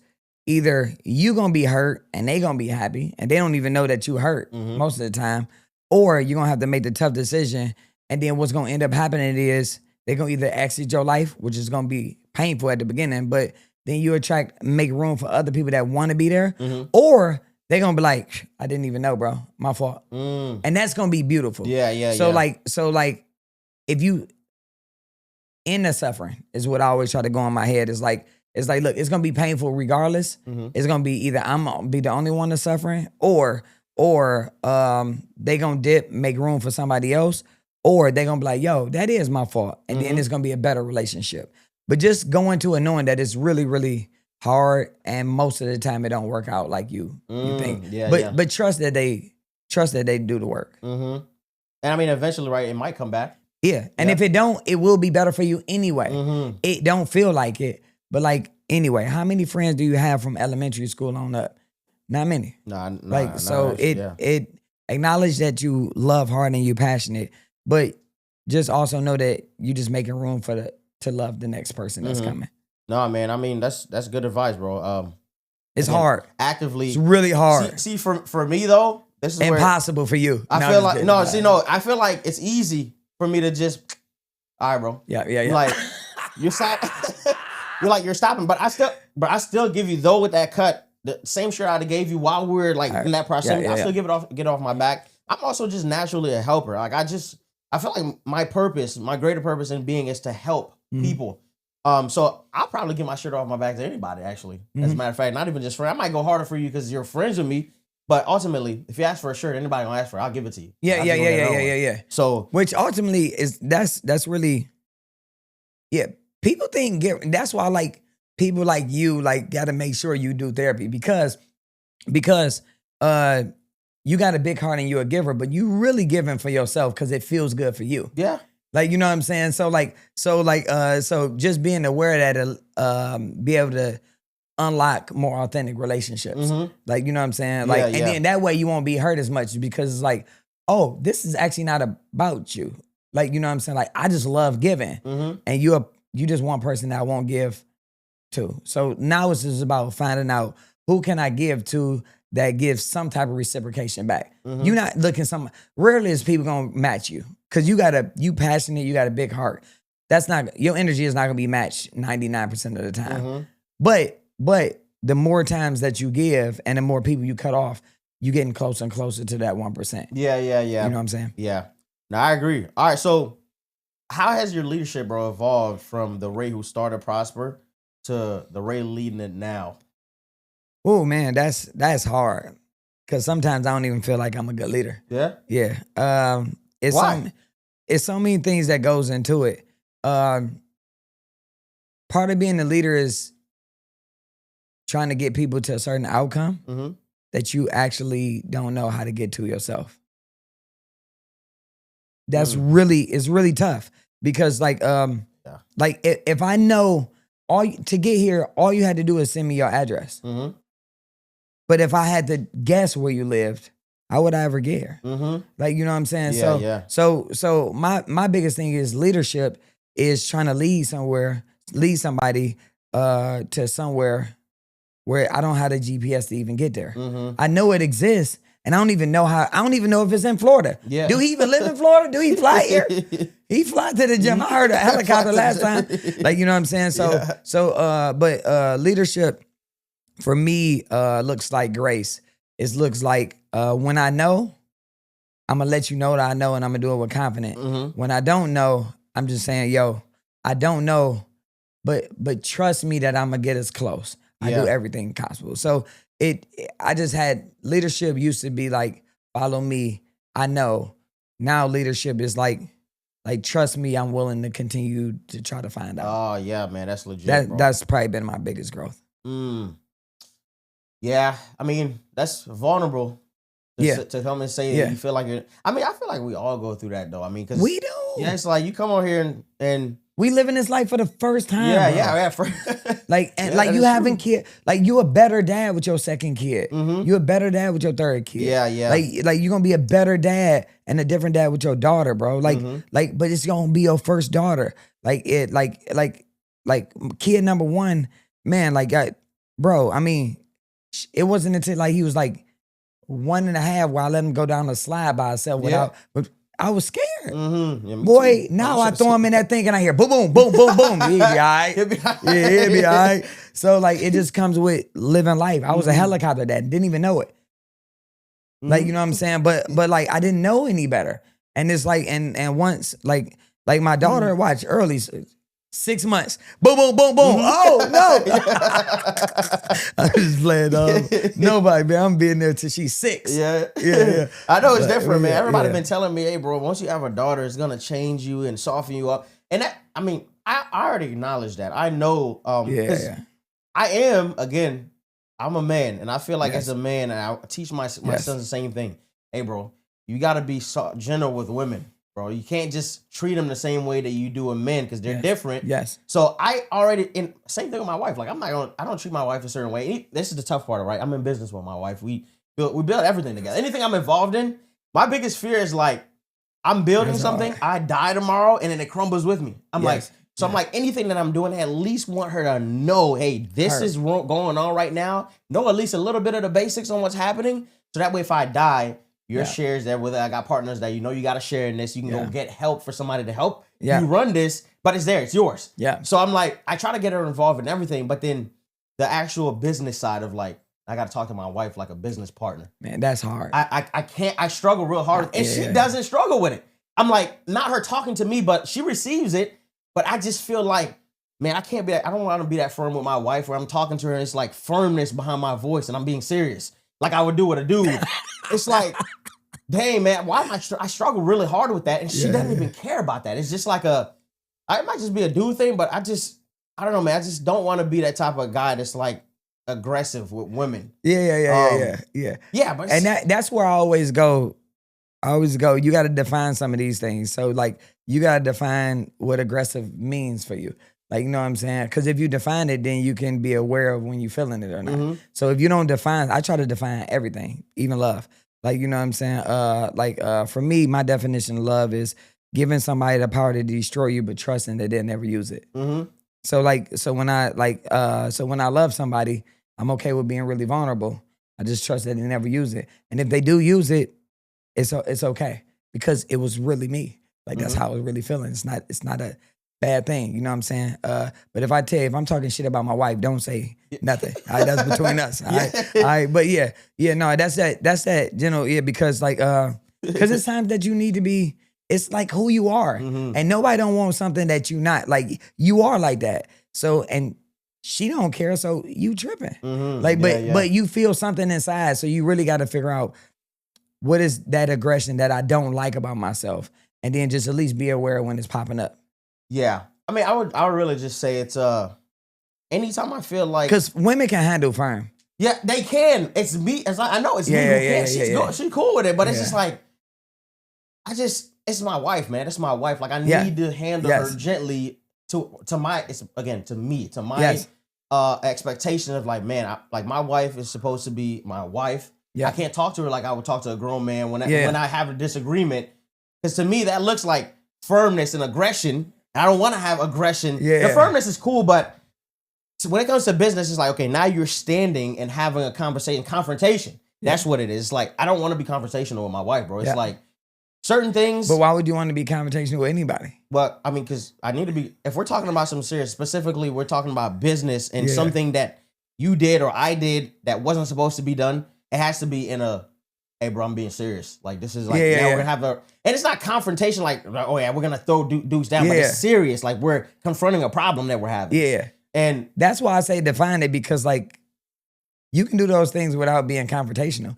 It's almost how I kind of look at it too is like you know how it's like the karate dude where like you got the one version of people swinging as hard as you can, and the other dude is like, hey man, I just wouldn't do this if you touch me, like, you know what I'm saying? Yeah. And those type of people would be the person that you're really afraid of, right? So like even listening to you describe like the scenario that have to be different between like your wife and somebody else, which it don't. But like, bro, you got a presence. So like, I don't even think you need a lot of words to convey if you serious or not. You don't have to say the word, yo, I'm serious. You can be like you can, it would be scary if you didn't say anything. Like I can imagine like thinking I messed up. I'm like, and you just be like, that's not how it went. That's not how it's gonna go. And that would be enough where I'm like, oh shoot, all right, how much I owe you? Like, you know what I'm saying? So it's crazy because again, I don't see how, I can only see myself. Right? And hear and yourself. That might be where it's something inside of your, because you probably tripping in your head. Yeah, I am. I do be tripping in my head a lot actually. It's like, well, it's an overthinker, man. I be overthinking things too much. Like, how am I signing off? Because like, I want to be genuine and nice to people, but I'm like, when also I don't want people to think I'm just some sort of pushover either. Though it's like, look, bro, I love people, but when it comes down to what needs to be done, we need to get it done. So it's like finding a balance in between that, because I love the softness, bro. I'm like a sucker for emotional stuff too, bro. Don't start crying. I don't care who it is, dude, woman. Like, I'm crying with you. I'm empathetic to people to that degree, but when it gets a serious, hey, bro, we got to tighten up, man. We need to get this done. And it needs to be that simple. And I'm working on, it's not that simple. I can't communicate like that against everybody. And that's just what it is. I've had this conversation with her and she's like, I don't care. I'm like, I just don't like it. It makes me uncomfortable. Yeah, which is 100% just the work you have to do. Yeah. But the beautiful part is you're aware of it. You can't change a damn thing if you're not aware of it. And that's why I say therapy is awesome. Because it at least brings awareness that you can still do it the next 10 times, but you're at least aware of 9 of them. Yeah. Like, you can't change something that you're not aware of. No, I agree. I think I'm too soft. Like, I don't think I convey that side enough. And my therapist told me, because like I tend to be like passive. I be agreeable, but my therapist had told me, like, Ray, you're not in Detroit no more. Meaning that like, if you disagreeable, that's a fight every time. And I never really wanted to fight. Oh, yeah. So like, you know what I'm saying? So where you probably wouldn't mind to go there if you needed to. No, I didn't want to go there. Like, you know what I'm saying? So like, my thing is, if you don't mind going there, then you'll go there right up. And if I'm doing everything to avoid going there, then I'm just gonna agree with you. Bro. Neither one of them are good or bad. But my therapist was like, yo, you're not in Detroit no more. So somebody disrespect you, it's okay to be like, yeah, no, we're not doing that. And that don't mean I have to fight you, but that's what it meant in my head. If I disagree with you, that will be a fight where I'm from every time. Yeah. Every time. And see, the environment that I kind of grew up as well is similar to that. And I kind of, this is where the women and the men thing is like, okay, I'm okay with fighting a dude if I have to. Now, obviously, man, we're grown people. Like, you shouldn't be resorting to violence. You should be able to resolve issues without having to come to blows. But I'm still okay with that though. If it has to come to that, but I'm not gonna fight no woman though. And to me, once it started getting like a little uncomfortable, where I sense like tension between me, like one thing I won't do either. I'm not gonna argue with no woman. Like, I'd rather, hey bro, where your husband at? Like, let me go talk to your husband. It's like, bro, now you didn't slap me because my wife said something. No, not because she said something. It's just like, I'd rather have the conversations where like with a man to where like, hey, if you say something that's disrespectful to me, like if it has to go there, it's okay. Which again, bro, I'm Christian. I'm really working on my spirituality to where that's not okay either. It's a work in progress. But I know for sure I don't even want to let it get to a situation where I offend a woman to that degree to where it has to get there, because I shouldn't be having conversation like that with women to begin with. If it ain't gonna come to blows, changing moment. If it ain't gonna come to blows, then why we having this conversation? Or if we have a disagreement, all right, bro, we just agree to disagree. All right. But and it's just again work that I gotta do, bro. It's work. It's work. All right, man. So Coach Prime, right? Let's switch the topics and talk about some sports. Coach Prime isn't just coaching football, he's like coaching culture. Now, boy, hey, I love me a dad, right? That's there and present. I don't care what type of color he is, where he come from. Just an active father that's showing love to their sons and children. Coach Prime, LeBron, all those guys that we're now able to see, and it could have been going on back then before social media became like this. They're just super active and super involved. To a degree, I feel like a little too involved sometimes, but I love it nonetheless. But what do you think about the GOAT debate, right? Between Jordan or LeBron? What's your opinion on that? I believe that when you compare somebody at that level, it's really hard to compare two people in eras. So you can't go wrong with either one of them. Mm-hmm. It's just which one you like more. Me personally, I think Jordan is the most dominant. I think LeBron is the best player to ever play. Mm-hmm. Mainly because he got the height, he got the strength. Statistically, every category, he in the top 10. The most points ever for somebody who don't even score. Mm-hmm. Still top 10 in assists. The biggest thing is I'm from Detroit.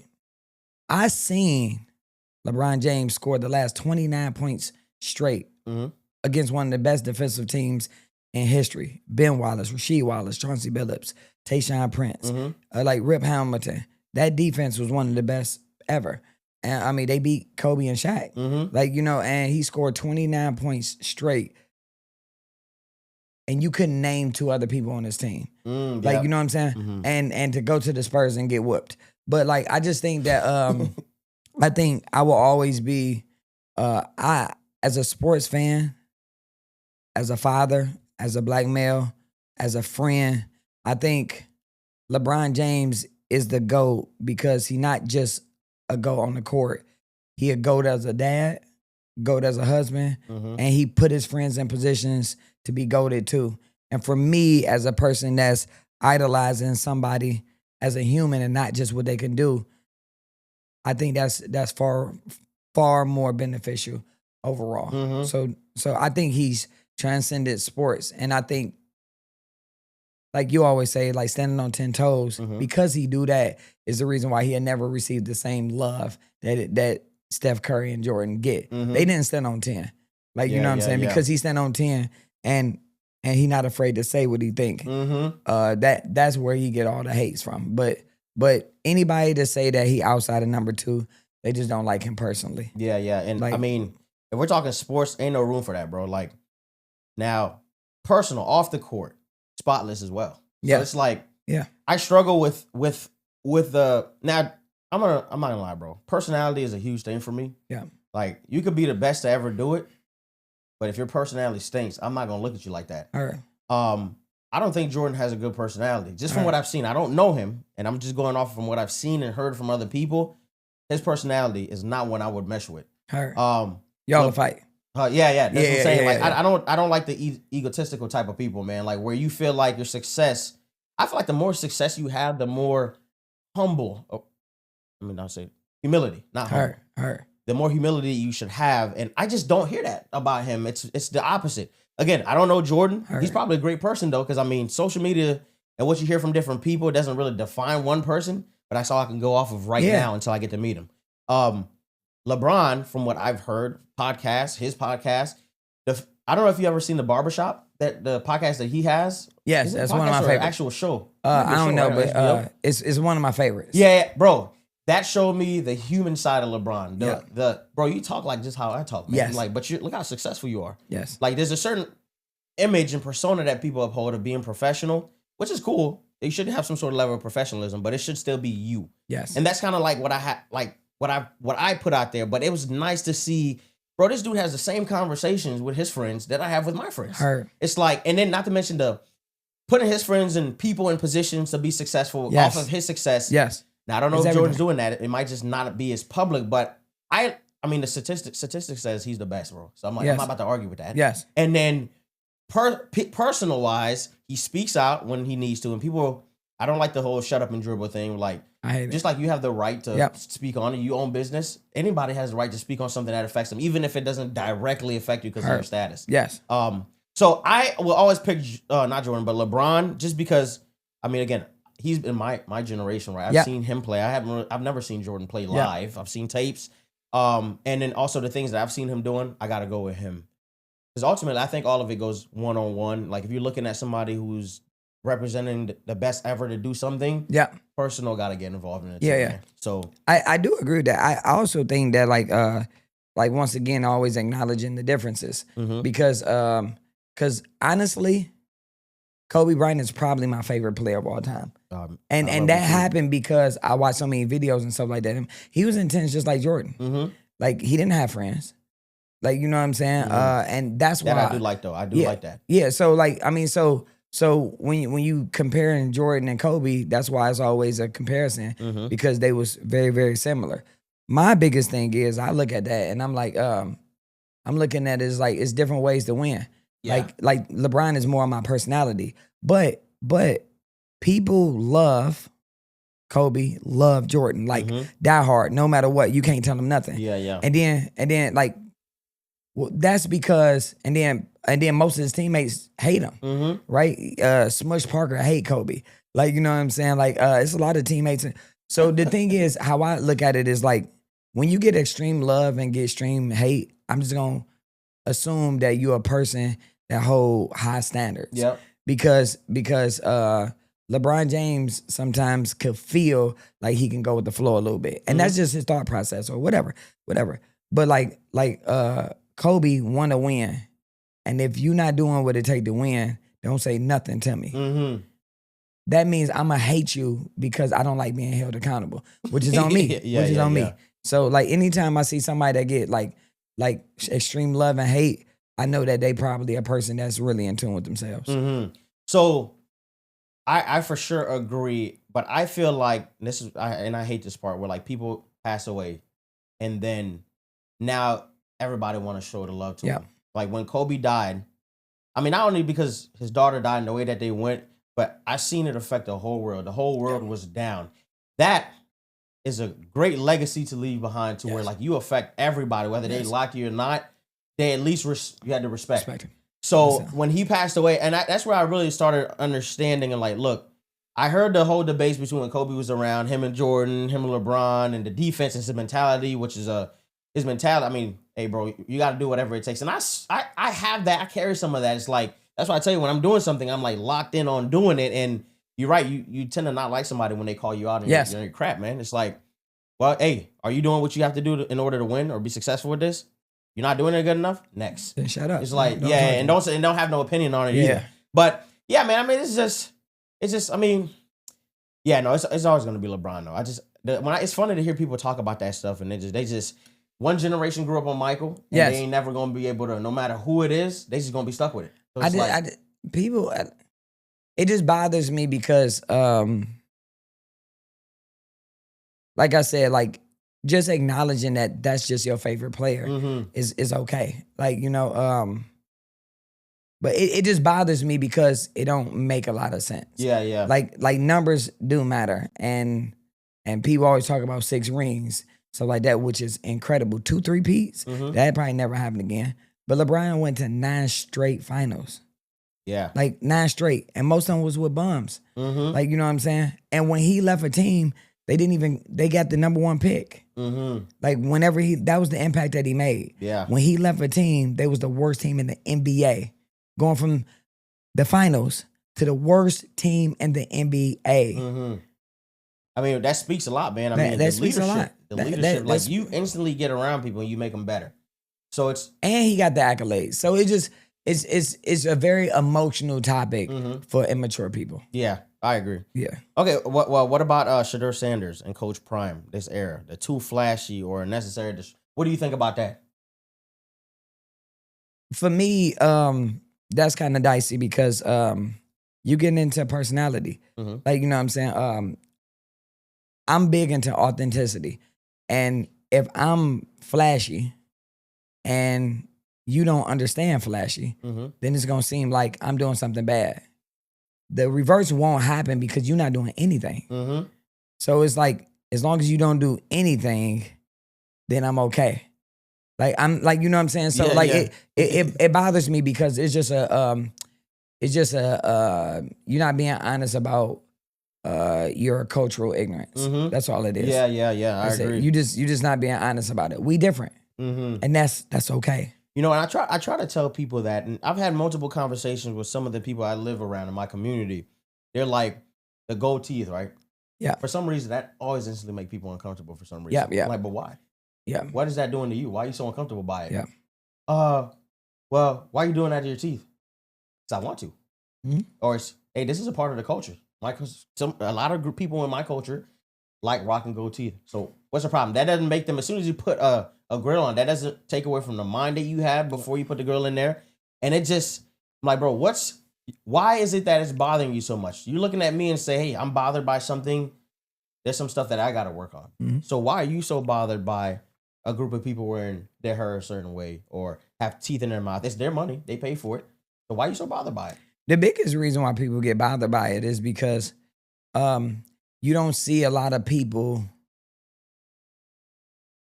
successful across several different industries with grills. Mm-hmm. So it's foreign. You see a lot of them on crime shows and stuff like that. So it's a perception of it. It's like the grill is associated with bad. Dreads a lot of times, not now as much, but depending on what type of dreads, like it's tend to be associated with guns and rap videos. Like, you know what I'm saying? Yeah, so like, yeah. Like it's until you see Sabushi, like, you know what I'm saying? Like, you're not really seeing a country singer with dreads. Like, you know what I'm saying? But you see a couple more, then you can expand. We only as good as the stuff that we can see. Yeah. That's why people in the hood just stay in the hood, because that's what they see and that's what they associate. And even if good is right in front of them and the opportunity is right in front of them, it's hard to actually see it. Yeah. And I think that's escaping the whatever you. And nobody gonna put in the work to try to figure it out. They just gonna move around people with grills. And they do take a lot. You go to Anna Maria, you don't have to worry about grills. Yeah. But if we was to trip about spiked hair, then they'd be all right. Why y'all put the gel in it? That make me feel uncomfortable. Yeah, we talking about the gel then it's a problem. You know what I'm saying? Yeah, man, that's funny. Well, what about what do you think about the athletes of this generation versus previous generations? Do you think they're mentally tougher or softer than the previous generation? Anytime you given a lot of stuff, you naturally become softer. Like the technology, the rules, everything. Just like I think the generation this day is better, but softer. Yeah, it's definitely softer. I've noticed this specifically in football. Yeah, it's too much going on, bro. I mean, we're playing a sport. Yes, it's dangerous, but that's the whole concept behind the sport. Yes. What makes it entertaining. And I think all these rules, yes, is made to protect the players, but it's an exchange, I think. Yeah. I agree. I agree with that. Okay, so one more question on this topic, right? Yeah. If you could train any professional athlete right now, who would that be for you?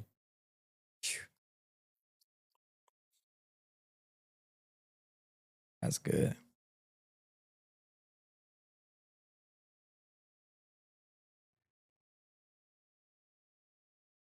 I mean, the very first one is like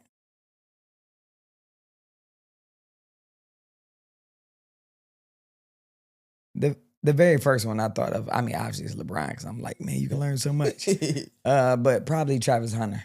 Travis Hunter? The reason why is because I always heard about his work ethic. He playing both ways. He doing something that's different, and he have won on every level, and he did it his way. And his loyalty to Coach Prime when he was at Jackson. I mean, the number one player in the country going to Jackson State, and then like Colorado. Like, that's a person that's not afraid to let his work speak. Yeah. So I think he'd be obviously athletic and all those other things, but I think he's probably extremely coachable and grateful. So I think not only it'd be rewarding, it'd be actually satisfying. Okay. So with that, you speak about he's very loyal, and I see that for sure. Do you think you could be loyal to a fault? I'm sure you've seen some of the negative aspects of that. What's going on with in his personal life with his girlfriend and stuff, or wife now? Yeah. I don't think you can be loyal to a fault because we only live in this life once. Like and your decisions, whatever decision you make, is a multitude of decisions. So it's not just one. So like if I decide to do something or not do something, I'm not doing that for or I'm doing it for a multitude of reasons. So like I don't believe in because when it runs out, then everybody gonna be like, see, I told you. But nobody gonna say nothing when something actually do work out. He went to Jackson State, then to Colorado, then he was the number one pick. Like he's been winning, bro. Like, you know what I'm saying? So enough people has already told him that, bro, you stupid, don't do that, don't do that, don't do that. And he always done this way. And so far, it's worked out. It has worked out. And at some point, it won't. But that don't mean that you should. It takes away from his loyalty. Yeah. And I mean, I feel like majority of those same people that are saying the same thing, they're waiting for that one time that it doesn't work out. Like it has worked out so many times already. But the one time that it don't, like, I told you. I told you it was gonna work out. I told you. Like, yeah, no, I definitely love to meet. What I like about him, he's again the authenticity. Yes. Like he's different. Yes. And he like lives in it. And he embraces it. Yeah, so it's like, well, hey, I know at least this has to be him because it's not like something that's like really extremely marketable the way that he is, but he's authentically himself. So it's like, I feel like I have a conversation with him and get to know him for it, like the real him. Yes. He's probably more vulnerable, like he get more vulnerable than most people. For sure. Right? So I'd love to meet him one day and have a conversation with Buddy because he's cool, his potential's crazy too, man. This dude just like, he blessed. Yes. That's what I'm blessed him. All right, man. So, right, fitness is temporary, but fatherhood is forever. You're always gonna be a father. Let me ask you: do you think social media is helping or hurting people's discipline? I don't know. I just think what social media does is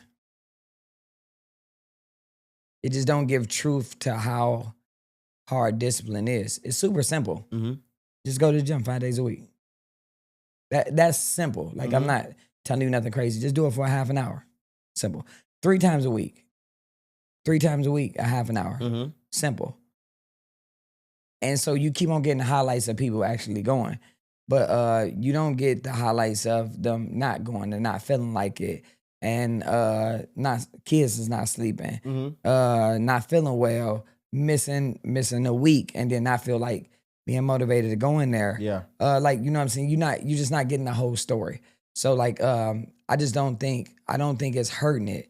But I definitely think that when somebody isn't disciplined, they think it's something wrong with them and not realizing that like we all got levels of not discipline in us. Yeah. So I don't think social media is propelling something that's not true. It's just only showing the highlights of the people that's disciplined. Okay. Yeah. That's a good answer, man. All right. Well, again, right. The fitness is temporary. Yes. The fatherhood is forever. What's one lesson the gym teaches you that applies to being a present father? Being intentional. Intentional? Like, I choose, I don't negotiate with myself. If I know if I say I'm gonna go to work out in the morning, it's done. Like, you know what I'm saying? So, same thing is like when I'm like, yo, like, son, what you want to do later? All right, like whatever you want to do. If I say that we doing it, it's done. So I try not to ever break the promises that I make to myself. Yeah. I don't break them to other people. So like, you know, so if I can just keep the promises that I made for myself in the 90% range, then everything else tend to be easier. Now, do you think you can 100% keep every promise you made to yourself? No, 0. Oh, nobody can't do that. Because stuff happens. Yeah. Like the essence of a problem, the promise is I'm gonna say I'm gonna do something, and then no matter what, I'm gonna do it. But sometimes situations come up where you can't. Yeah, that's like, true. So that's just life. So like so when I say that like I'm a person that I just want you to believe me. So when I say like, hey, I didn't show up because of this reason. You actually believe me. Yeah. But actually, that don't even matter. Like, I just need to believe myself. Wow. So believing in yourself is, I mean, of course, I think it breeds confidence too, right? Yeah, To be able to do truth. that. If you tell yourself the truth, good and bad, then it's a lot easier. Like, if you just say, yo, I just didn't feel like going today, and it's the truth, that's okay. I just didn't feel like going. Like, you know what I'm saying? That's okay. But if you acted like you were sick because you didn't feel like going, you know. Yeah. You know. Instead of just being, being honest. Just be honest. And that's hard to do. Hey, like, you know what I'm saying? Like, I didn't come to the party. I don't even like you. Why would I come to your party? Yeah. Like, I don't even like you. Like, you know what I'm saying? But you invited me. I don't like you. Definitely don't want to spend no time doing something with you. And I lie. Like, and just be like, man, dog, man, you ain't gonna believe this, man. Last night. Come on, dog. Yeah. So would you straight up tell somebody, hey, bro, I don't like you? Like, no, hell no. No. But my wife, as my wife says, I'm a recovering people pleaser. So like, so I wouldn't tell anybody that. What I do is I try to do anything to go to 4 parties in one day and don't make the person party that I really want to make, and then I'd be upset. So now I'm just doing a better job at just saying, and when you got kids, it's easier. Yeah. Hey man, I can't even, like, you know what I'm saying? But also if I just hang around people that truly love me, then when I say, yo, I can't make it, because I don't want to not be there. It's just whatever situation that happens, I'm not going to be able to make it. And you're not going to fault me for that because you actually love me. Now, if you just love the way I entertain, then you're going to be mad. Man, Ray's supposed to be over here dancing and shit like that. He ain't even... So, yeah. So, I'm trying to get better. And I am a lot better than that. But I still got work to do. Yeah, I mean, we always do, bro. It's always going to be work to do. That's funny, though, man. You do got a good personality, though. You do entertain people. But you're funny, man. It's like, I love it. It's my thing. I just don't like it out of proportion. Because like when I'm being funny or entertaining, it's what I want to do. Yeah. I was just getting in a space where I feel like that was the only value I added to certain groups. So like I feel like they only want me around. So when I go, my value isn't in conversation or presence. It's in entertaining. So I have to go there. So I'm just dancing. And I don't want to. Yeah. And I didn't want to do that. So I was just trying to be in a place in life where if I go there and I'm dancing, it's because I want to. Yeah. If I go there and I don't want to dance, I'm not. And I would just dance regardless because I knew that's what you was expecting. That's the part of me I didn't like. Oh, wow. Okay. Dang, bro. Yeah. Now that's deep, man. So for any woman, for any man or woman watching right now trying to balance like ambition with soul, what would you say to them? Say that again. That's like trying to... for any man or woman watching this interview right now that is trying to balance ambition with soul, like, and I guess soul would be purpose. Okay. Man is trying to meet their ambition with their purpose. Like, what would you say to them to be able to help them do that or get in line? I would just probably say, have grace. Remember, balance is a moving scale. So like we look at balance as something that's in the middle, that you got to have this and that. You can be way over here. It might be times where I might not be able to be home the whole weekend.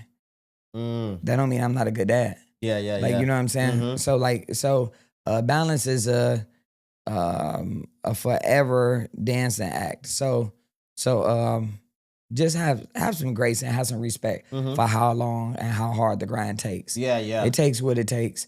And if you beat yourself up for not having balance, you'll beat yourself up forever because you'll never reach true balance. Wow. I mean, that's something I struggle with a lot too. It's like we all do. You tend to beat yourself up because, again, when you want to be there and present, I want to be there for everything, and realizing you can't be. You can't be there. And sometimes you are going to disappoint people because, like, again, I do love also being around. I do have like the FOMO, man. Like, I love having fun and being around people and creating the memories with others. But it's like, bro, I can't be there for everything. I'm like busy, man. If I'm somewhere, I've made time for it. Like, this is where, like, you better love it, because I'm like, I have like a million other things that I really should be doing. Yes. But I'm making time to be with you. Yes. Which to me, the time is the greatest gift I can give to anybody. Yeah. What's the opposite of presence? Absence. So you can't be both. So wherever you presence, you here. You're not in the living room. Yeah. Like, you know what I'm saying? So it's impossible You shouldn't beat yourself up because it's impossible to be both. That's it. Yeah. Like you just gotta enjoy. That's why you gotta really be appreciative for being present. The end. Yeah. Because you can't be both. So if you I wasn't feeling well over the weekend, and my wife took the kids to the Bishop to the museum, and I was like, thank God I get like 2 or 3 hours like to rest. Like I'm not feeling that well. Man, she sent a fucking video. Man, I was mad as hell. I almost got up and went. Yeah. Like I'm like, dog, y'all ain't about to be making memories about that, yo. Like you know what I'm saying? But like I do be having the FOMO, man, because I don't enjoy being absent. It's just a consequence. Yeah. Nah, I mean that's legit, man. But hey, you better make peace with it though. Yeah, it's the only way. Yeah, you ain't or you never gonna be peaceful. Yeah. Or ever get anything done. All right, man. So let's have some fun now. Like, okay. Let's get to know the funny Ray. So Drake or Kendrick Lamar? Are you, first of all, before I even ask, you like rap music, right? You're into rap? I know. I just have to ask for everybody else to get the sense of it, bro. Like, no. I don't really listen to music that much. I'm more like podcasts and stuff like that. But I love rap. Drake for sure. Drake? Kendrick grew on me, but Drake just got everything. Yeah. He been with me through breakups. He been with me through man, Marvin's Room got me. Man, boy. But he also been with me in the club. Even dancing, like Drake well-rounded. Nah, he is very well-rounded for every mood I've ever been in. And I think, bro, once he's done making music, he's probably gonna be the best, specifically the best rapper of all time for sure. Yes, but he might end up being one of the best artists to ever do it. No doubt. In general, yeah, he's legit. But what did you think about the rap beef that was going on between them? I think that's probably the greatest thing I've ever heard in my life. It's like, as far as entertaining the music. Yeah. What was your opinion on that, man? Like, who won versus who didn't win, or what was like the general outcome of like what happened? Yeah. No, Kendrick definitely won. I mean, the Super Bowl. I mean, when Kendrick definitely. But was that a part of the beef though? Because I feel like that was after it settled though with the Super Bowl. Yeah. I probably caught on late. Like you know what I'm saying? Because I don't love rap beefs because no other industry does it exist.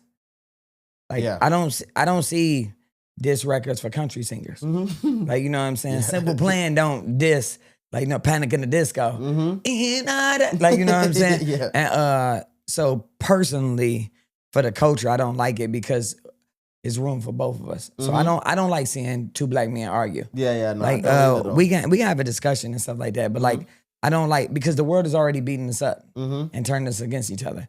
So I don't like for us to do it to each other. Yeah. So like that's a little triggering to me when I see it. But I like competition and I like passion behind lyrics.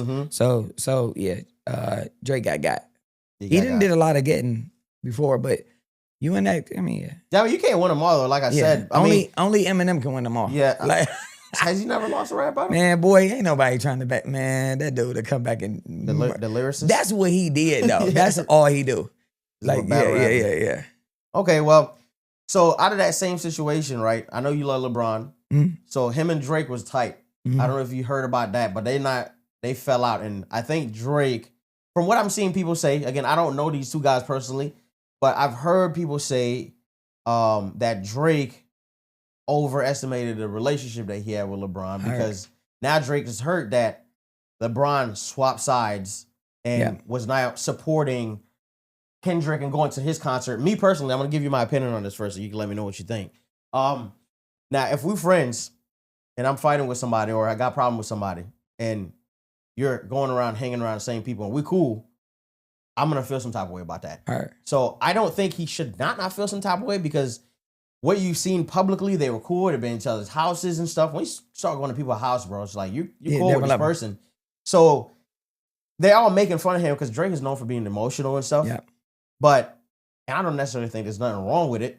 But I think he's just for feeling that way, and that's something that's the first time LeBron did something. I'm like, I don't like that, bro. Like, if you cool with him, regardless if the song is popping, because it was a good song, can't even lie. But this is one of your friends, bro. You guys would go to each other's homes. You party together. You're around each other's families and stuff. I'm like, the moment that this dude took a major public L, you now are like going to other dudes' concert and all that stuff. And like I didn't agree with that. I didn't like it.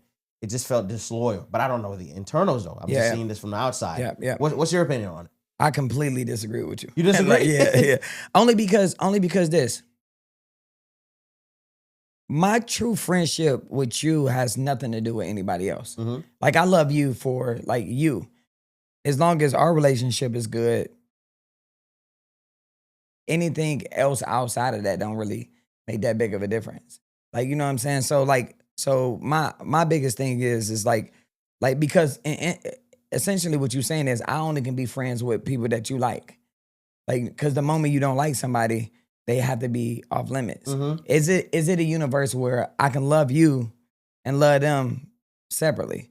Like, you know what I'm saying? Like a public like beef is a little different than I don't know, maybe somebody like killing my dad. Yeah, like, you know what I'm saying? Like I ain't gonna go chill with the killer and be like, man, this straight, you just having a bad day. Like, you know what I'm saying? Yeah. Like but my biggest thing is I think although I would feel like that if I seen somebody do it, but understanding who the person is and how close they are, I would be okay with it. I still would feel the same emotions. I'm not saying that. I would be like, man. Well, like, I agree with what you're saying. I just don't think it's disloyal because I don't think as friends, I expect very little from you. Mm-hmm. Just that I got your back, you got my back. Under no circumstance, any circumstance, I got you. I do expect that, like, if Kendrick started popping off about Drake, you'd be like, hey, we ain't going there. Mm-hmm. Like, that's what I would hope. Yeah. But outside of that, so I do agree with what you're saying, but I'm more or less talking about specifically their situation was with Kendrick called this man a pedophile, and bro, like. I mean, that's destroying somebody's reputation, their life, and all that stuff. And then amongst all that, I mean, they were both doing it to each other. Yeah, for sure. But when they came down to it, the support was there for Kendrick and going to his stuff versus going down to Drake. And at this point in time, you guys are enemies now. When it first started, I didn't think. Now, I know they've been kind of going to each other for a while now, but I thought it was more of competition. Like they were, because Kendrick had said, like, look, bro, he named a lot of different people. He's like, look, bro, there needs to be competition in rap, and it doesn't have to resolve to killing people. Like that's what it's been in the past. But then when they got there and they started saying all these things, like, bro, this is personal stuff now. You guys are going into. So like, and I feel like this is why Drake is so hurt. Which again, I would be hurt. Like I thought this dude was my homeboy, and you going around rocking around with somebody publicly after they said I was a pedophile. Hurt. You know what I mean? So it's like that's more or less what I'm. Well, the thing is that's that's being lumped together in a way that it don't have to be. That's like not in his control. Mm-hmm. Like, you know what I'm saying? The only reason why if that same situation happened in Palmetto and I'm rolling with Judah, it's not you're not famous. So like it can still be perceived the same way. I said, but like, but it's people out there that's just throwing this narrative down no matter what. Mm-hmm. Like I'm saying that like I would definitely feel the same way. It's just like, you know what I'm saying? Like, I don't know. Like just because I might see a photo of my ex-girlfriend with a dude that I went to college with too and be like, oh, damn, they talking? Mm-hmm. That don't mean that they shouldn't talk. Yeah, no. Like, you know what I'm saying? Mm-hmm. So, but that don't mean I wouldn't get no emotion behind it. Like, man, that was my man's though. Mm-hmm. Like, you know what I'm saying? So like, that's kind of how I look at it. I would feel a certain way, but I try to make sure that I'm aware of like that's just how I feel. Mm-hmm. That don't necessarily means that like he feel a certain way against me. Mm-hmm. You know what I'm saying? Oh yeah, I get what you're saying. Like I would feel that way because I wouldn't want him to hang out with somebody that just got me like that. Mm-hmm. But at the same time, does it have to mean that part don't have to happen? Mm-hmm.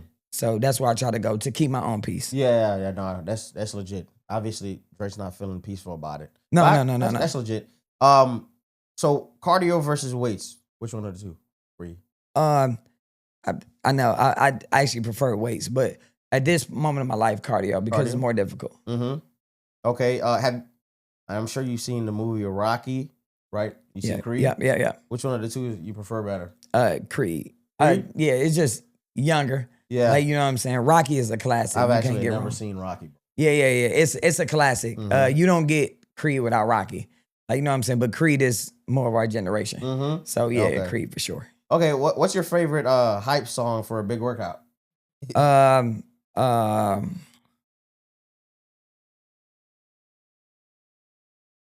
If I had one song to go to that I'm about to kill some stuff is I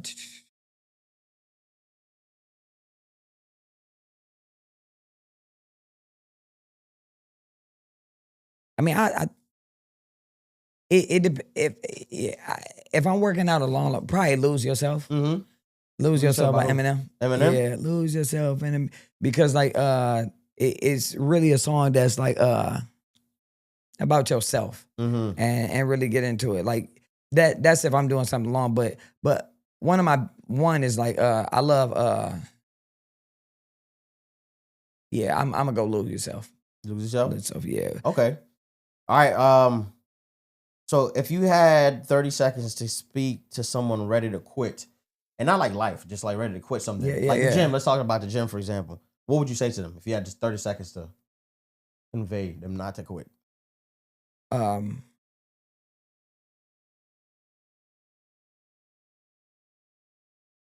would just tell them that like just you can quit if you want to. Just be aware that you're not quitting just on yourself. You quitting on all your beliefs. Deep. Yeah, I mean it is. It's like I just want you to be aware of that. Yeah. Like you're not just quitting on yourself. You quitting on everything that you believed in and the people that believed in you. Well, for me, that's enough. Yeah, that that's would be it. enough to like that's tell me it. right. Yeah. And if it didn't, just be aware of it, and that's fine too. Yeah. Okay. That's fine too. All right. So if you had a billboard in Bradenton, do you have a billboard in Bradenton? No, I had one. Oh, you did? Yeah. Well, what did it say? It was my birthday. Somebody put it up. Oh, okay. But Yeah, if you were building one, if you had one now, you had the option to go get one right now. What would it say? Nobody cares. Work harder. Oh man, I noticed that's like all over your social media. Yeah. That was I say that. Okay. What's something people would be shocked to learn that you enjoy? That'd be shocking. Simple Plan. It's one of my favorite groups. What is that? It's a alternative music group. Alternative rock. Oh, you like rock? Yeah, alternative rock, not rock. But I don't know alternative what the rock. difference is. Yeah. It's like punk rock. Punk rock? Yeah, Oh, that's crazy. Yeah. I like it. It's just always uplifting. My mood can be sustained whenever I hear something like that. So okay. All right. Well, let's go ahead and land this right with something real. Like I've seen that you've inspired a lot of people just based on the like people that go to your gym. But I want to end with your heart, bro. Yeah. Like if you can speak to 16-year-old Ray Gardner, what would you tell him now with all the experiences in life that you have now? Yeah. I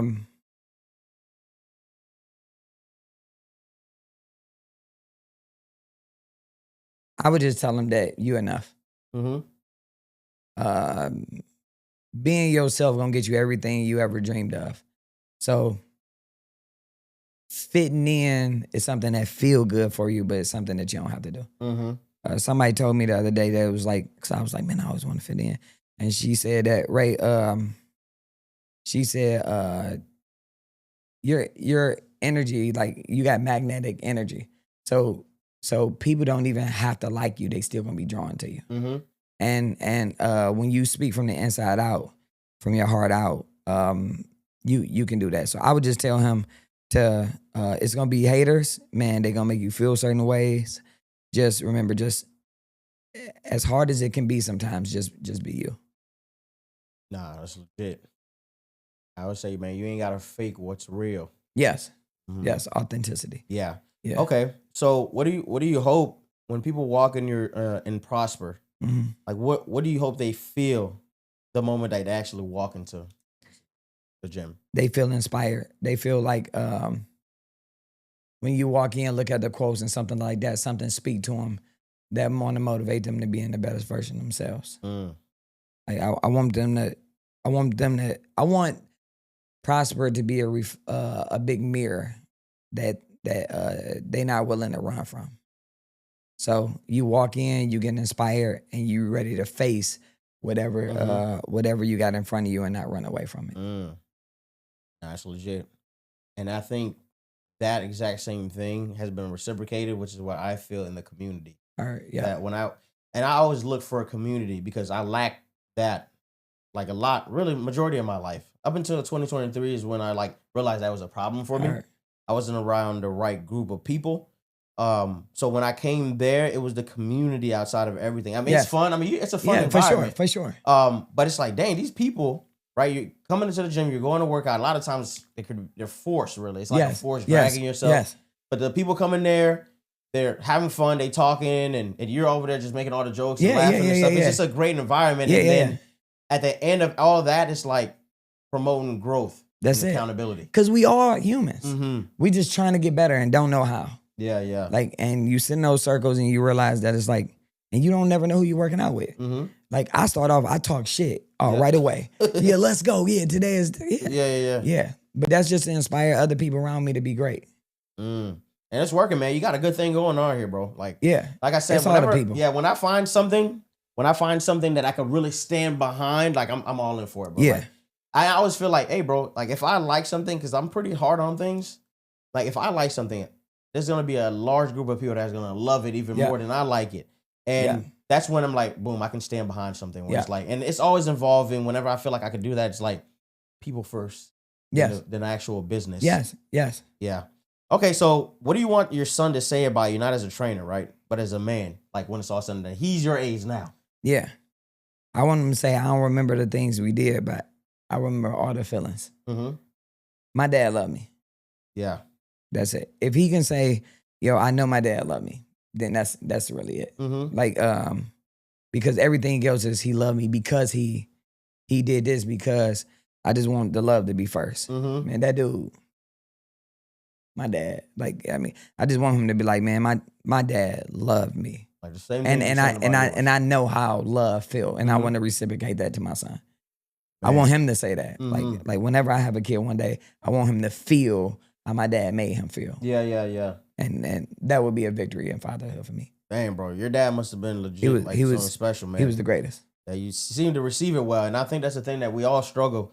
Specifically, I feel like a lot of other cultures do that good, where like the men can provide love to their kids and sons, and that's the thing we struggle with, which is it's hard to give something you don't have or haven't experienced. It's really hard. But it always takes that one to be like, all right, bro, like I gotta do the difference. It sounded like it started with your dad, man. And being that, I mean, he came from the generation that was strictly opposed of that. It's like, I wish I would have gotten to meet him, man. It seems like sounded like a great man. Great dude, man.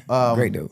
Okay, so if someone's right now, like listening to this right now, is broken mentally, spiritually, physically, what's the first thing you think they would need to hear? Not want, but need to hear. The biggest thing is I would just say don't overthink it. Find somebody that that you admire, and reach out to them. And with social media, it's nothing to get somebody, hey man, hey, can I have a coffee with you? Just want to pick your brain. Successful people always want to leave clues. Yeah. Like, you know what I'm saying? So like, that's why podcasts are so awesome, because successful people get the opportunity to like shine a light on somebody else. Yeah. So yeah, I would just say find 5 or 10 people that you admire, DM them, text them, email them. Somebody will sit down with you. You just need a glimmer of hope sometimes. Yeah. No, I agree, man. I agree. I mean, I feel like we all get there or have been there or headed there. Yeah. At one point, we're going to touch on this. And that's nice to be able to, and this is like one of the reasons I wanted to build a platform like that, is to be able to show the like humanistic side of like the people that are behind businesses. Cause I felt it was unrealistic how like the world broadcasted the business owners as like selfish, money driven, hungry. For sure.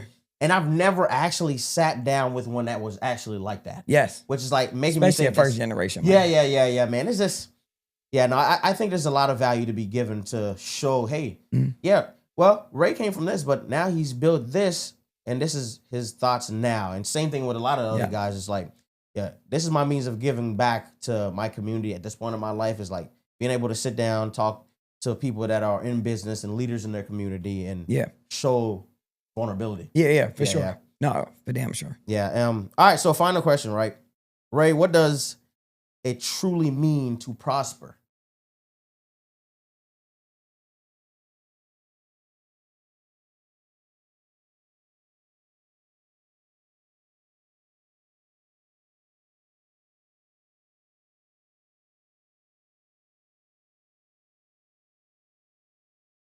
The truest way to prosper, when I think about prosperity, is I like to substitute prosper with curious and being how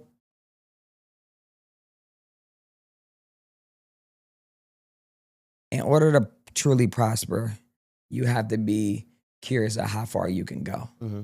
And I like presenting it like that, is being curious, is because it's like, could I have lifted more? Could I have ran faster? Could I have been a little bit more empathetic? Mm-hmm. A little bit more thoughtful?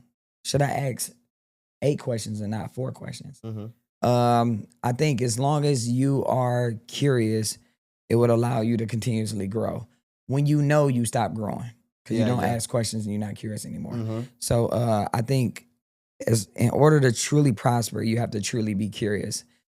And as long as you're curious, like, did I say that right to my son? Like, did he truly have a good time? Mm-hmm. How can I make the next time better? If you're curious about stuff, that's going to allow you to grow. And the more you grow, the more you can prosper. And then once you prosper, I believe that's the elevation of being able to inspire people. People inspiration comes from inside. So inspiration means that I see something in you, in me. Mm-hmm. That's why I get inspired. Yeah. Like, you know what I'm saying? That's why inspiration inside is deeper than motivation. Mm-hmm. So that's what I would do in order to prosper, is to grow, is to be curious forever. Okay. Do you feel like inspiration has to come first for the results to show up, or is it? Yeah. Oh, yeah. Yeah? Yeah. If you're not inspired, then you're not going to do it long enough to get the result. Yeah. Okay.